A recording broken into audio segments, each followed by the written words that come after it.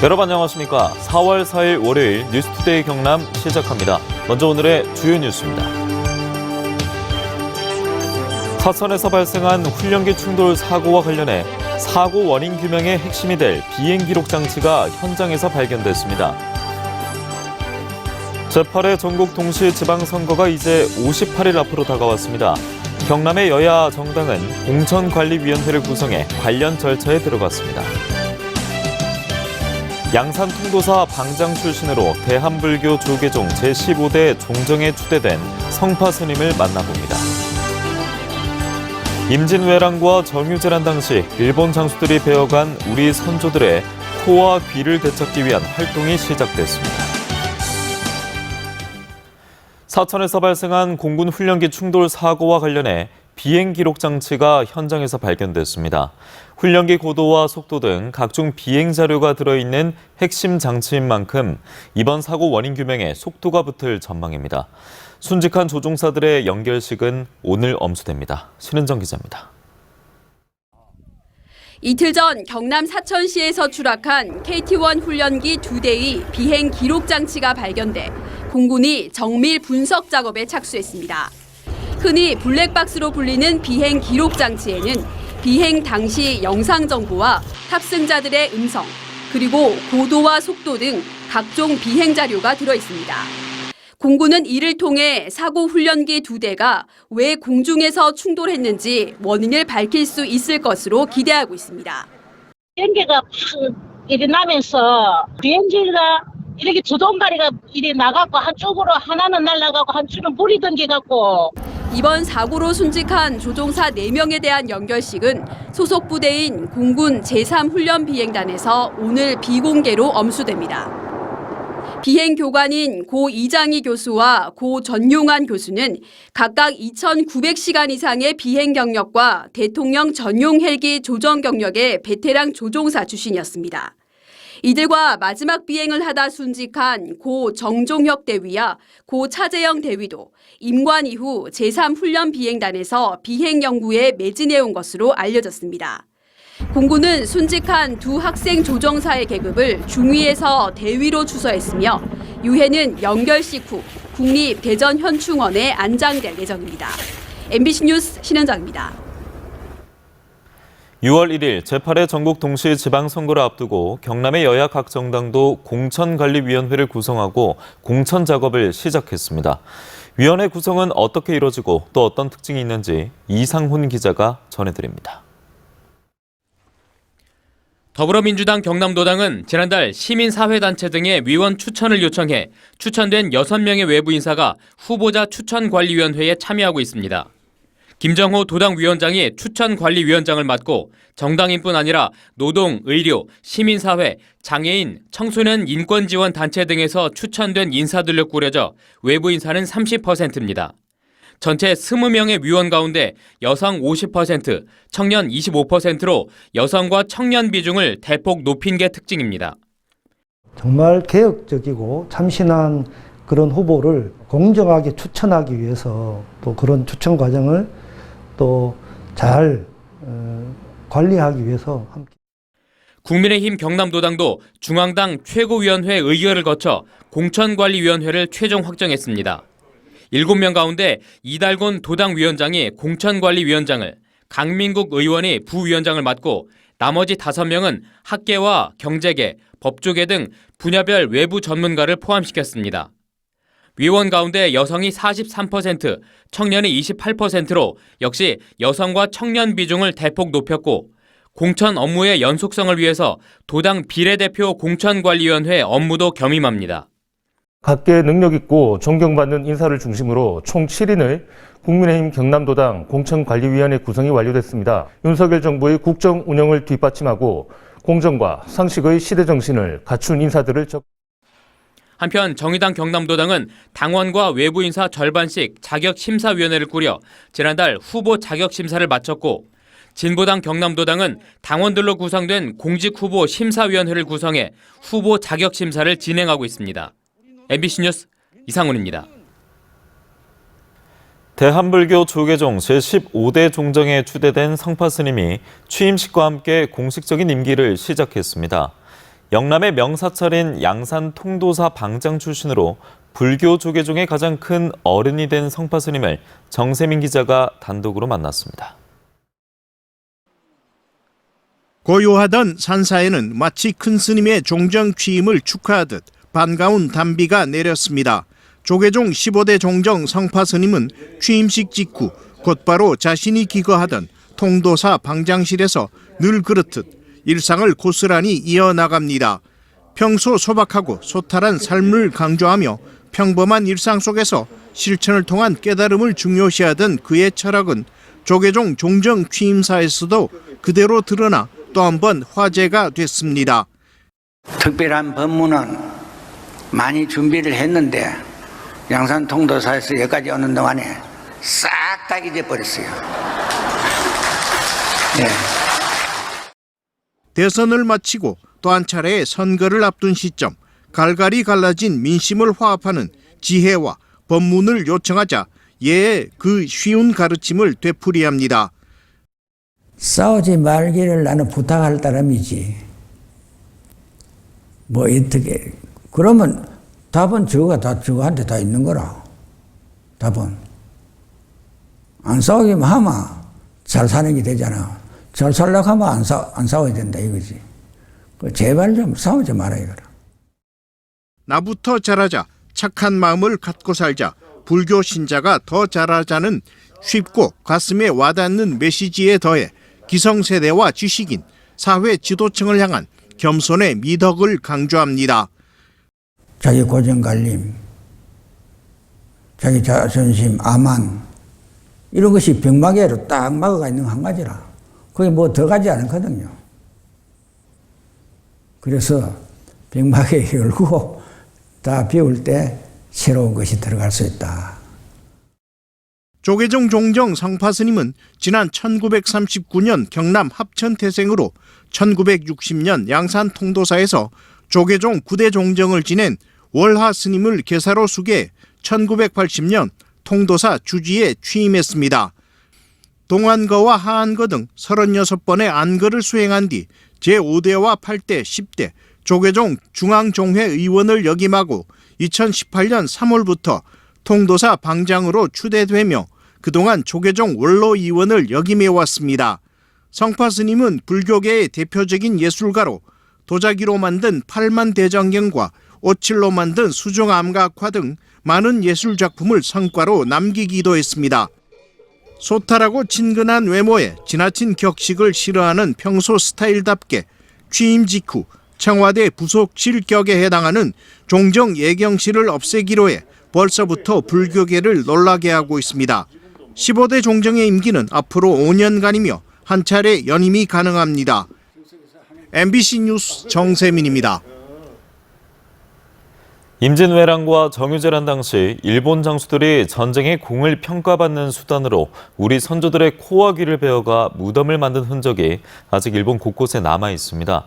이 가운데 정유재란 격전지였던 순천의 한 민간단체가 일본에 있는 귀무덤과 코무덤을 되찾기 위한 의미 있는 활동을 시작했습니다. 강서영 기자입니다. 일본 오카야마현의 한 주택가에 자리 잡은 작은 기둥과 돌멩이들.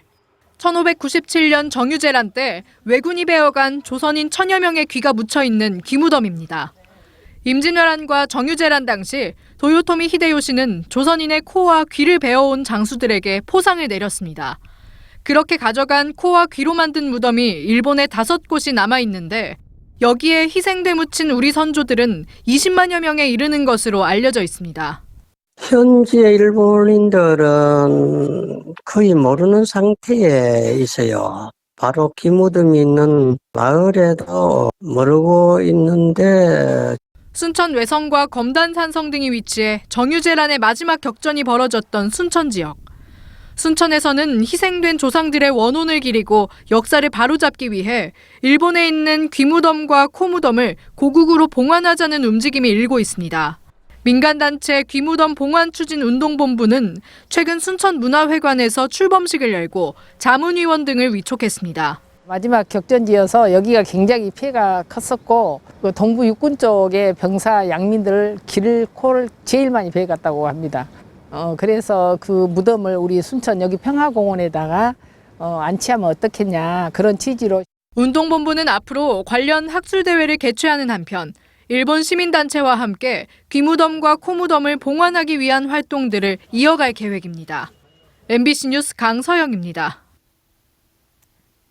윤석열 대통령 당선인의 여성가족부 폐지 공약에 대해 여성과 시민단체들은 성평등 강화를 위해선 여성가족부가 필요하다며 인수위 측에 해당 공약을 철회할 것을 촉구하고 1인 시위에 나섰습니다.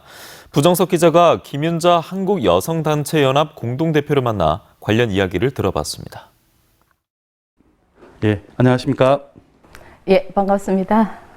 대통령 당선인이 여성가족부 폐지를 공약하면서 많은 논란이 일고 있는데 대통령 당선인 측은 여성가족부를 폐지하더라도 이를 대신할 정부기관이 있으면 큰 피해가 없다고 말하고 있습니다. 그럼에도 불구하고 여성단체들은 왜 여성가족부를 존치해야 되는지 그 이유가 궁금한데요. 어떤 이유 때문인가요? 여성가족부 폐지하는 근거로 우리나라에는 더 이상 여성에 대한 그 사회적 구조적 차별이 없다라고 판단한 것 그 자체가 저희들은 잘못된 판단이라고 생각을 합니다. 기능을 단순히 분산 배치하는 것 이것은 우리 여성들에게 그동안 여성가족부가 뭐 적극적 조치라든지 아니면은 성인지적 관점의 피해자 지원 이런 것들이 해온 성과들이 더 이상 기대할 수가 없다라고 이제 걱정이 되고 염려되는 부분이라서 여성가족부가 모든 여성 정책을 컨트롤하고 그다음에 조정하고 이런 것들을 할 수 있는 주무부처, 그러니까 성평등 정책을 컨트롤할 수 있는 주무부처는 반드시 존치를 해야 되는 시기다. 아직까지 그런 시기는 아니다. 우리가 그거를 기능을 분산을 할 시기는 아니다. 이 때문에 여성단체들이 그 대통령직 인수위원장을 면담한 걸로 알고 있습니다. 이 대통령직 인수위원장은 이 여성가족부 폐지에 대해서 어떤 생각을 가지고 있나요? 인수위는 아직까지 준비가 되어 있지 않았다. 예.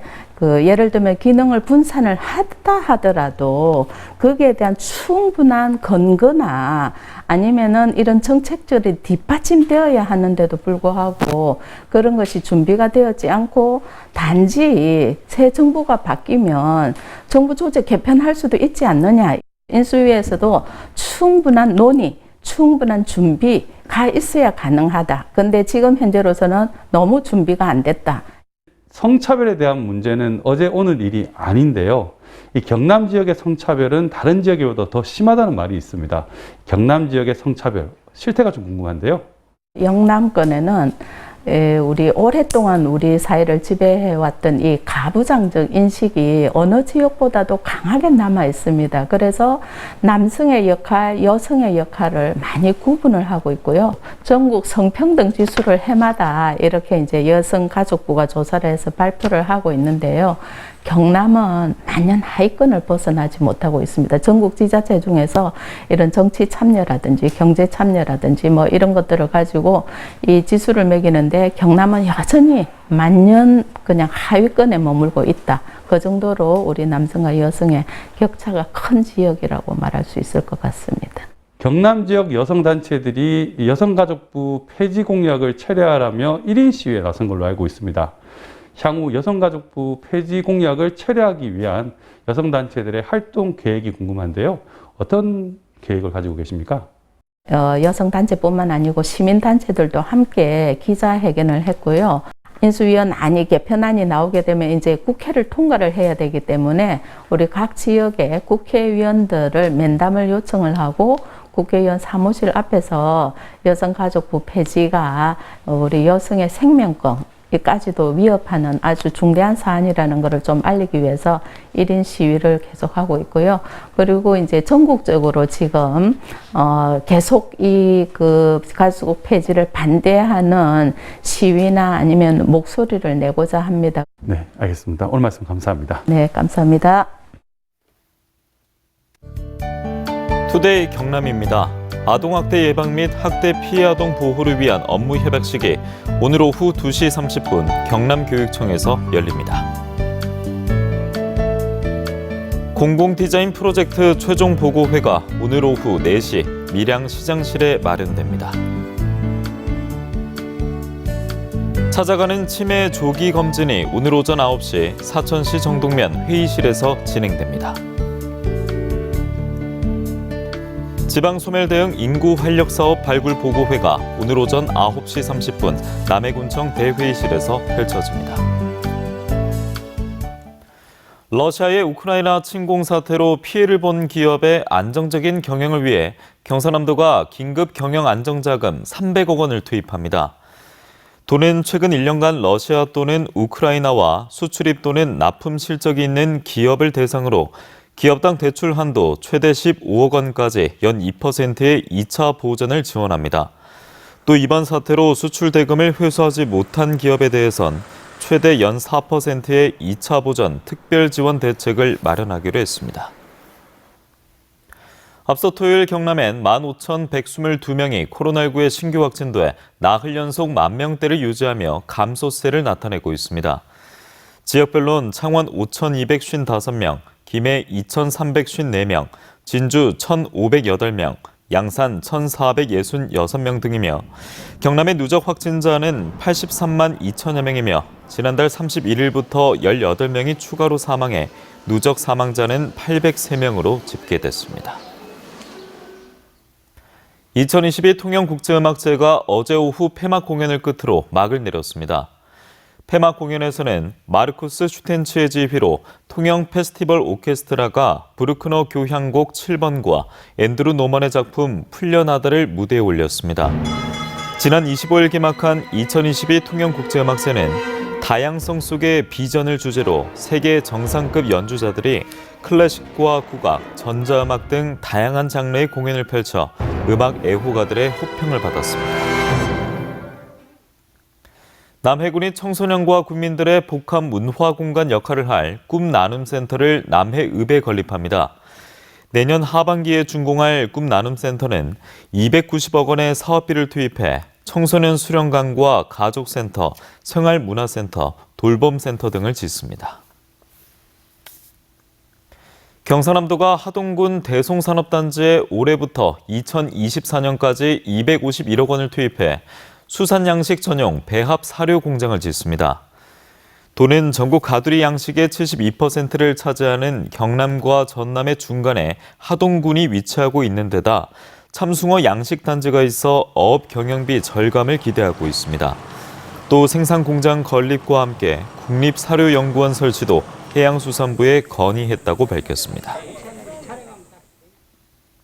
경남경찰청 고속도로 순찰대는 봄 행락철을 맞아 4월 한 달 동안 고속도로 교통법규 위반 집중 단속에 들어갔습니다.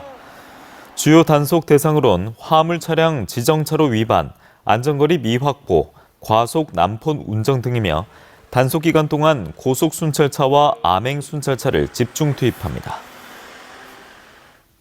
창원 창동 예술촌 개촌 10주년을 기념하는 초대전 창원 삼시삼색 이음전이 다음 달 20일까지 창동 예술촌 아트센터에서 펼쳐집니다. 문화와 예술을 매개로 유기적인 협조와 연대를 기대하며 마련된 이번 초대전에선 지역에서 왕성히 활동하는 작가들의 한국화와 서양화, 조각 등 다양한 분야의 작품들이 전시될 예정입니다. 이른 나이에 임신과 출산, 양육을 경험 중인 청소년 부모를 위해 김해시가 지원 사업을 확대하기로 했습니다. 시는 기존에 시행하던 가족 역량 강화 지원 사업을 청소년 부모로까지 확대하기로 하고 1:1 학습 지원과 법적 조력을 제공하기로 했습니다. 또 출생신고를 받을 때 읍면동 행정복지센터에서 시 가족센터로 넘겨 해당 사업을 몰라 도움을 받지 못하는 사례가 생기지 않도록 조치했다고 밝혔습니다. 창원 서부경찰서는 도박 중 흉기를 휘둘러 판돈을 빼앗은 혐의로 50대 A씨에 대해 구속영장을 신청했습니다.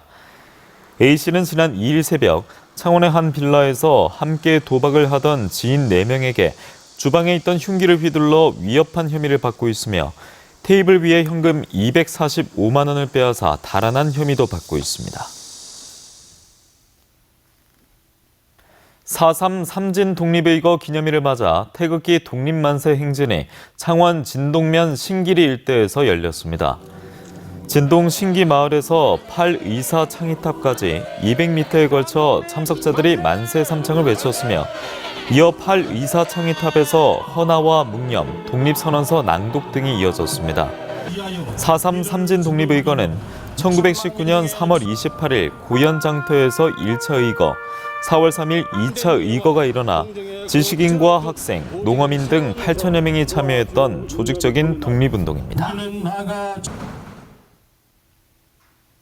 밀양시가 밀양의 관광자원을 다양하게 즐길 수 있는 밀양 시티투어 운영을 이달부터 시작했습니다. 투어는 동부 산악권과 시내권, 삼낭진권 3개 권역으로 나눠 매주 금요일과 토요일, 일요일에 운영되며 얼음골 케이블카 탑승과 트레킹, 클래식 술도가 등을 포함한 동부 산악권 코스가 올해 새롭게 추가됐습니다.